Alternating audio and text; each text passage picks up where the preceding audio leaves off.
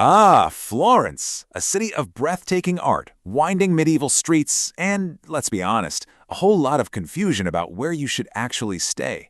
But don't you worry, because in this explainer, we're going to crack the code for you with a real insider's guide.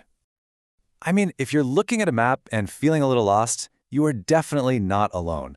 The historic heart of Florence is this incredibly dense maze, and it can be pretty dizzying for a first-timer. So how do you pick the right spot? Where do you even begin? But we're going straight to the source. Our guide for this is a Florence native, Daniel Gutierrez Ferretti. We're tapping into his 30-plus years of local knowledge to build our roadmap, so you know you're getting advice from someone who really lives and breathes this city.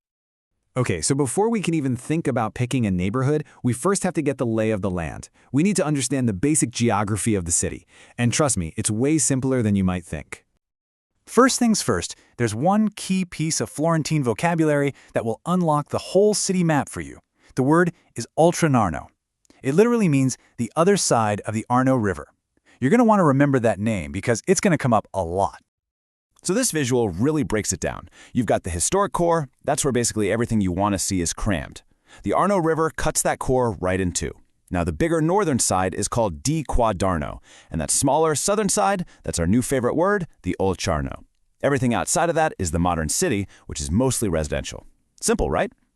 All right, now that we've got our bearings, let's get to the main event. It's time for a deep dive into the 5 best neighborhoods to stay in, according to our local expert. And we are starting with our expert's personal favorite, the Oltrarno.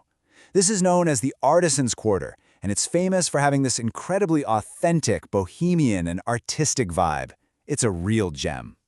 So here's the essential trade-off with Oltrarno. In the pros column, you get this much quieter, more local experience. You can actually stumble upon a real artisan hand-tooling leather in a tiny workshop. It's packed with amazing restaurants and little bars. The one con?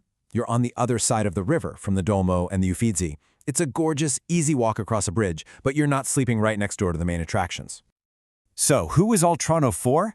Well, it's absolutely perfect for returning visitors who've kind of been there, done that with the main sites. It's for anyone craving that bohemian, artistic vibe. If your goal is to sip a drink in a tiny piazza while hearing more Italian than English, this is your neighborhood, for sure. Okay, next up is Santa Croce. And if Oltrarno is the quiet artisan, Santa Croce is the life of the party. Daniel calls this the festive heart of Florence, and it's just known for its incredible, lively energy and this great mix of locals and visitors. The upsides here are huge. You've got fantastic nightlife, you're still super close to all the main sites, and you get a really genuine local feel, especially if you wander over to the bustling San D'Ambrosio market. But all that energy comes at a cost. It can be pricey, it can definitely get loud in the evenings, and yeah, some streets are very, very tourist-heavy. So the bottom line? Santa Croce is a fantastic all-rounder. It really works for almost any kind of traveler, as long as you're okay with some crowds, you don't mind a bit of happy noise in the evening, and your budget has a little bit of wiggle room. On to our third option, Santa Maria Novella. Now the key thing you need to know about this neighborhood, the one thing to remember, is that it's home to the main train station. That makes it the ultimate convenient hub of the city. And this is a classic travel compromise, right? The convenience versus charm debate. The pros are massive. You'll find more affordable hotels here, and it is unbeatable if you're planning day trips around Tuscany by train. The cons? The area right around the station can feel a little gritty and commercial. It just lacks some of that romantic postcard atmosphere you find elsewhere. So this neighborhood is a no-brainer if you're traveling on a budget or if your itinerary is just packed with train trips. It's for the practical traveler, the one who values convenience and logistics over pure Renaissance ambiance. And now for the big one, San Giovanni, also known as the Centro Storico, the historic center. This is the absolute heart of Florence. It's everything you've seen in the photos, everything on the postcards. But it comes with a major, major catch. Look, the pros are, frankly, undeniable. You are literally steps away from every single major landmark. The convenience for sightseeing is just unbeatable. But, and this is a big but, the downsides are just as significant. It is extremely crowded, it's incredibly expensive, and it's almost entirely given over to tourism, which means you have to be really careful to avoid those tourist-trapped restaurants. So who should stay here? It's really tailor-made for first-time visitors who are on a tight schedule. If you only have, say, 48 hours in Florence and you want to see it all, the convenience of being right in the center might just outweigh those heavy crowds and high prices. Okay, our final neighborhood is San Marco, which you'll find just north of the historic center.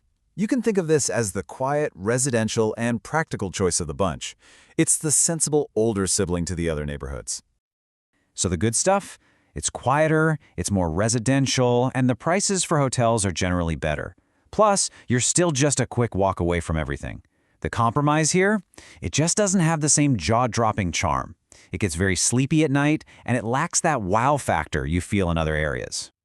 This makes it a perfect fit for a few key groups. You bargain hunters out there, you'll love it. Families with kids who will definitely appreciate the nearby parks and gardens? Absolutely. And really, any visitor who just prefers a peaceful, quiet base to come home to after a hectic day of sightseeing. Okay, we have gone through all 5 neighborhoods. So how in the world do you make that final decision?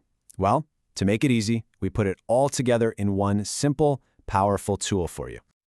This table is your cheat sheet. It pulls everything together so you can compare each neighborhood side by side. You can see the core vibe, who it's best for, and what to expect from the crowds. Are you looking for the artistic Oltrarno, the festive Santa Croce, the convenient Santa Maria Novella, the tourist Central San Giovanni, or the quiet San Marco? This is your ultimate decision-making guide. So there you have it. You are now armed with true insider knowledge. You've got the locals playbook. The only question left is, which version of Florence will you choose to discover?